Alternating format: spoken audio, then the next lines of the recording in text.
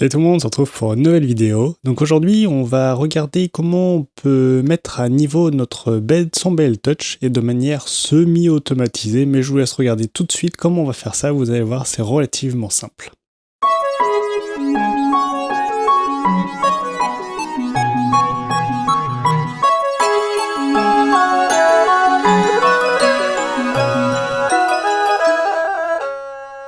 Donc on va voir ensemble comment on va faire pour mettre à niveau notre bed d'imprimante Ender 3. Mais globalement, ça fonctionne sur à peu près toutes les imprimantes. Il faudra éventuellement modifier un petit peu le fichier que je vais mettre en ligne pour correspondre à la taille du bed. Évidemment, il faut s'adapter quand même à la taille pour pouvoir le mettre à niveau efficacement en prenant les 4 coins. Si c'est 4 coins, ça dépend un petit peu de l'imprimante que vous avez. Mais globalement, on aura 4 vis, en tout cas sur la Ender 3, pour pouvoir mettre à niveau notre bed. Donc le but, ça va être de se placer au niveau de chaque vis de manière à peu près automatique et pouvoir simplement avoir à tourner les vis pour pouvoir régler notre bed plutôt que d'avoir à faire ça à la mano. C'est vrai que moi je perdais un temps fou. En tout cas sur la deuxième imprimante que j'ai, Ender 3, j'ai toujours pas mis de, de bed leveling, de BL Touch dessus. Mais c'est pas trop gênant pour moi, ça me dérange pas pour le moment. Donc du coup je dois me farcir, on va dire, la mise à niveau du bed manuellement. Mais c'est pas forcément trop gênant parce qu'après le BL Touch c'est bien parce qu'il remet à niveau a priori à chaque impression. C'est ce qu'il fait en tout cas au démarrage. Mais il fait une compensation numérique avec les moteurs, donc on peut avoir des différences de niveau, des choses comme ça qui peuvent poser souci, qui peuvent donner un petit décalage en tout cas. Donc ce qu'on va faire, c'est qu'on va tout simplement exécuter un G-code que j'ai écrit donc pour pouvoir se placer aux 4 coins du plateau de l'imprimante et pouvoir régler tout simplement le bed. Donc de manière assez rapide, plutôt que d'avoir se dire allez, on va dans le menu move, on va X, on va mettre 10 mm, on va tourner, ah putain je suis trop loin, je reviens, maintenant je mets le Y, hop je vais dessus, hop c'est bon, c'est fini, hop je monte, je descends sur mon Z, pour remettre à zéro, il faut pas que je frotte en retournant machin, enfin bon. Du coup je perdais un temps relativement important, surtout si vous le faites souvent. Après si vous le faites une fois par mois, limite vous pouvez toujours continuer de faire ça, mais vous avez juste à prendre le fichier et le garder sur votre carte SD et puis voilà. Donc ce qu'on va faire, c'est qu'on va peut-être parcourir déjà le fichier G-code pour voir un petit peu comment il est fait. Et puis juste derrière, on va faire une petite démo. Donc on va commencer par mettre la température de 50 degrés au niveau de notre bed. On va attendre qu'elle soit atteinte. On va ensuite placer la température de 200 degrés au niveau de notre tête d'impression. On va également attendre qu'elle soit atteinte. On va faire auto-home, donc on va se replacer à un point de référence où on a nos zéros donc sur X, Y et Z qui sont corrects. On va faire un G1, donc on va déplacer notre axe Z ici à 10 mm. On va se déplacer en X31 et Y38, donc qui correspond en fait à la vis avant gauche. Donc le but de monter l'axe Z de 10 mm, évidemment, de ne pas frotter quand on va se déplacer sur le plan horizontal.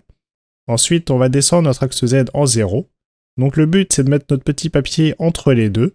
Une fois qu'on est descendu à l'axe Z, l'imprimante va faire une pause. C'est là qu'on pourra tourner la molette qui se trouve sous le plateau pour monter et descendre la position à cette position-là, donc sur la vis qui est avant gauche.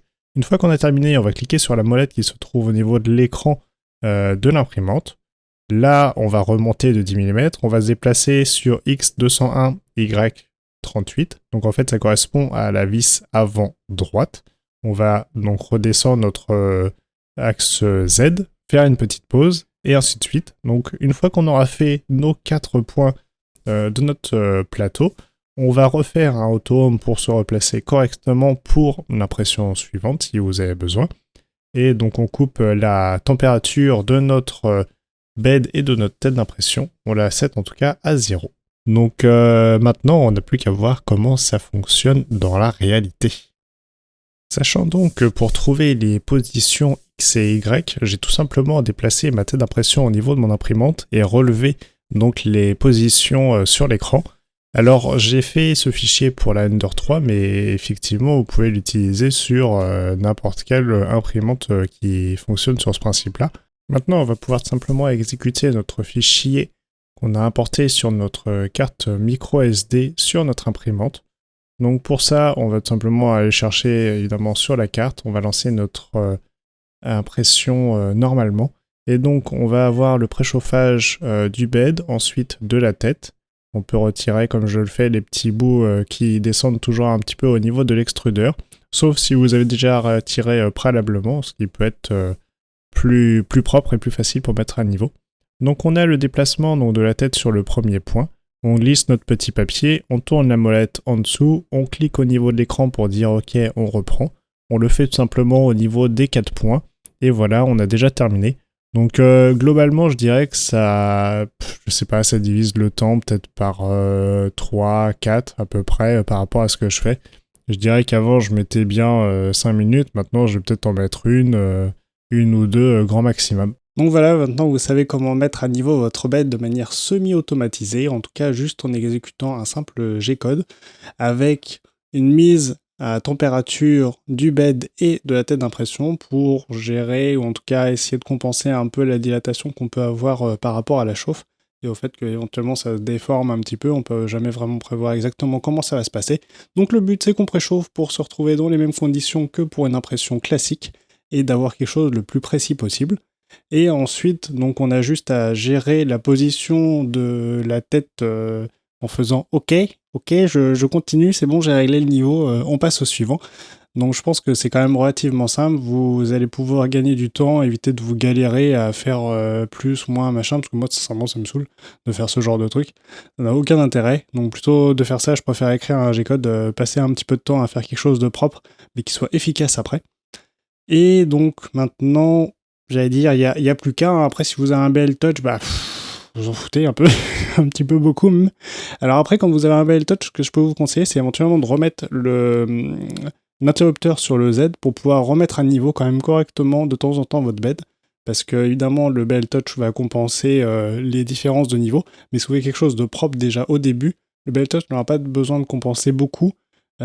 Électroniquement et mécaniquement sur la mise à niveau du bed. Donc normalement vous aurez une impression qui sera quand même de meilleure qualité. Donc voilà, j'espère que ça vous a plu. Si c'est le cas, n'hésitez pas à liker, partager, me le dire dans les commentaires s'il y a des questions, des remarques, des choses comme ça. Puis sur ce, je vous laisse et puis je vous dis à très bientôt dans une prochaine vidéo. Salut.